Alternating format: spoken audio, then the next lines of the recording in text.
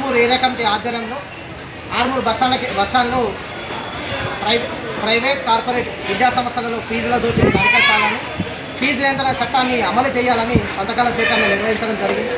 ఏదైతే తెలంగాణ రాష్ట్రంలో పూర్తిగా రేవంత్ ప్రభుత్వం వచ్చినాక ఎన్నికల మేనిఫెస్టోలో పెట్టినట్టు ఏది కూడా ఏ హామీ కూడా అమలు చేయకుండా పూర్తిగా విద్యా వ్యవస్థను గాలికి వదిలేసే విధంగానే ఈ రేవంత్ రెడ్డి ప్రభుత్వం కాంగ్రెస్ ప్రభుత్వం వ్యవహరిస్తూ ఉన్నది. ఏదైతే కొన్ని రాష్ట్రాలలో ఒక ఫీజు నియంత్రణ చట్టాన్ని అమలు చేస్తూ రాష్ట్ర ప్రభుత్వం వాళ్ళ ప్రైవేట్ కావచ్చు కార్పొరేట్ విద్యా సంస్థలైనా ఏ విద్యా సంస్థలైనా వాళ్ళ రాష్ట్ర ప్రభుత్వం ఇచ్చినటువంటి ఫీ స్ట్రక్చర్ని మాత్రమే ఫాలో అవుతున్న కొన్ని రాష్ట్రాలు ఆంధ్రప్రదేశ్ కావచ్చు అట్లాంటి రాష్ట్రాలు ఉన్నాయి. మరి మన తెలంగాణ రాష్ట్ర ప్రభుత్వం ఏమైందని మేము ఈ ప్రభుత్వాన్ని ప్రశ్నిస్తూ ఉన్నాం. అట్లనే ఇప్పటి వరకు కూడా విద్యాశాఖ మంత్రి నియమించకపోవడం, విద్యాశాఖ మంత్రి నియమించకుండా ఈ రాష్ట్ర ప్రభుత్వం 2 సంవత్సరాలు అయిపోయినా కానీ కాలం గడిపేస్తూ ఉన్నాం.